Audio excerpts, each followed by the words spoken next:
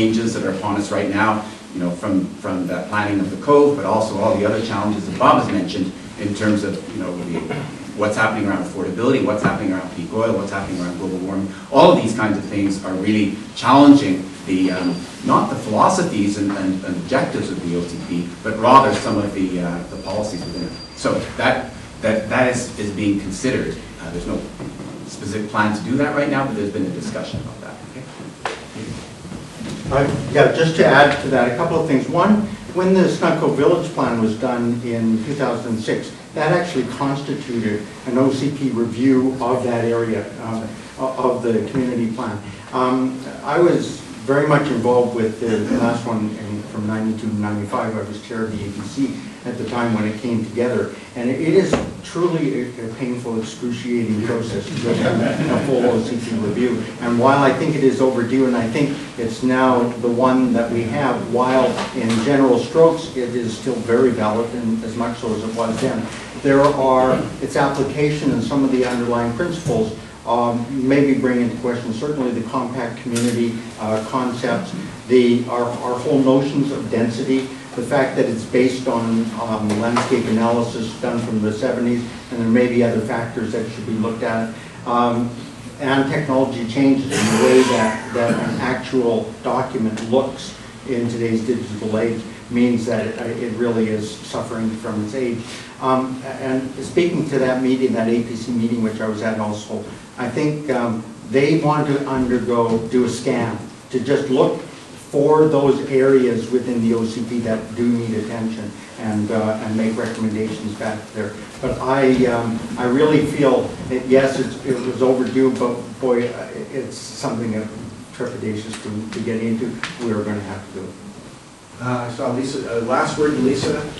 Should wrap up well, this. a couple of weeks ago I did bring forward a notice of motion. Do you know when that would come forward, Kathy? The notice of motion about corrections staff? We're close to the May 5th committee level. Okay, so May 5th, but just to speak directly to your point about that, more generally than just the Snug Cove master planning process, but across the island. And this was triggered by a couple of incidences in the last month where performance space was essentially shut down. We had to move. A young family was looking at eviction for living in a trailer. There's some really critical things in our island life that are, you know, running contrary essentially to this old OCP rules, our old bylaws.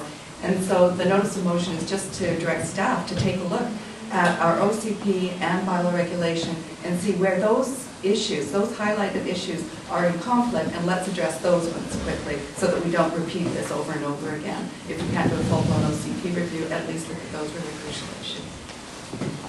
Thanks. The next question is from Joyce. Daniel, great. It's a difficult room not to turn your back to somebody. So I'll try and turn my back to the least number of people possible. I'm here, and it's a great honor to have been asked to represent the people who have been affected by the Dorman Road slump, the neighborhoods that are affected by that slump comprise approximately 100 households, approximately 200 people.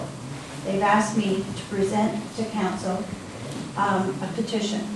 And in presenting this petition, and Bruce, you're quite right, this is a second petition within a year. I would like you as council and mayor to recognize that it isn't just complaining people from a neighborhood.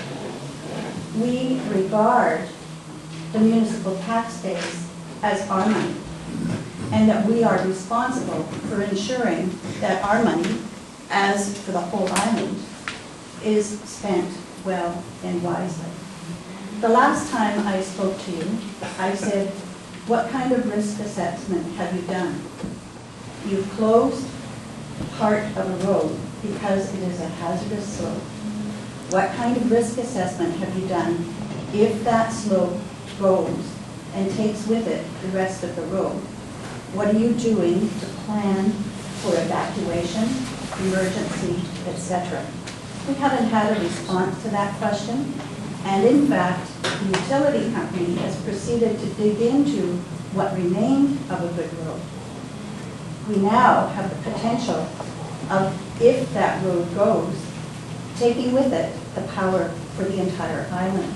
It no longer is just a factor that's affecting our neighborhood. So I want to say that very clearly to you. I'd like to also tell you that this petition that I'm holding has a response rate that should you receive those number of votes in the election this fall, you would be ecstatic. Should you receive that level of support for the greenhouse emissions strategy that you just signed on to, you would be ecstatic. 1 week ago, there was a mail drop into our mailboxes. There were no reminders, no sign-in sheets. We don't have any services in our part of the island where there can be a sign-up sheet.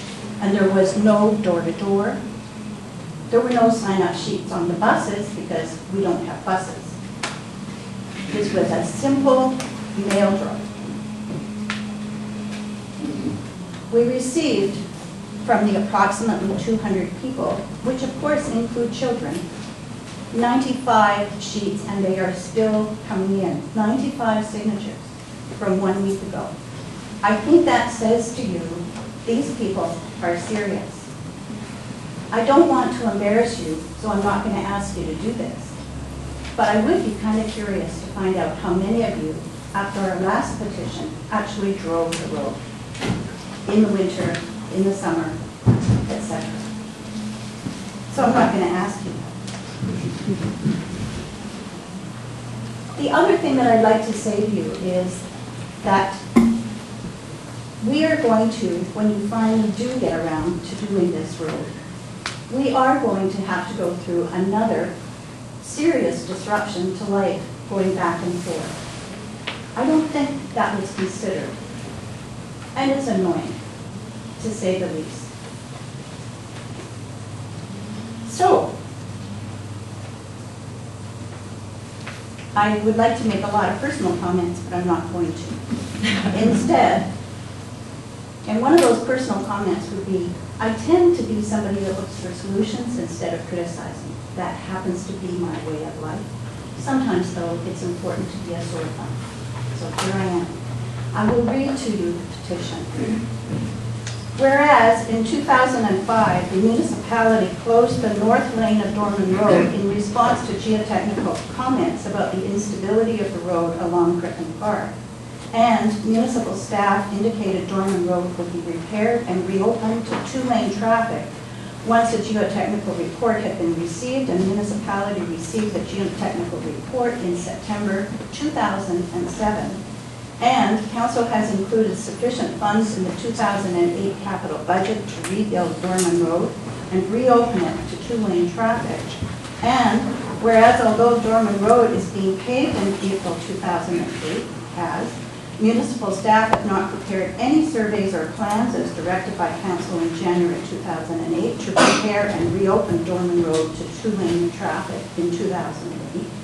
And whereas the people living above Dorman Road are concerned about the unsafe condition of one lane being the only road to serve a population of over 200 residents, with specific concerns about the number of near misses in the area over the past 3 years, the limited access of emergency response vehicles to people living above Dorman Road if an accident were to occur in the one-lane area, and the potential of complete isolation from the rest of Bowen Island should the remainder of the road slump, we, the people living in the Queen Charlotte Heights, Valhalla Place, Channelview Road, Cliff Road, Taylor Road, Peterson Road, Hummingbird Lane, and Robinson Lane areas, request council to immediately approve the expenditure of 2008 capital funds and direct the municipality to complete the reconstruction of Dorman Road, returning it to two lanes prior to the end of council's term in November 2008.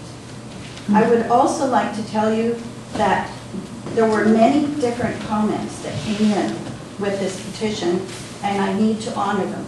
The first is, take a look at Hummingbird Lane and find out how Vista Hydro has left that lane. The second is,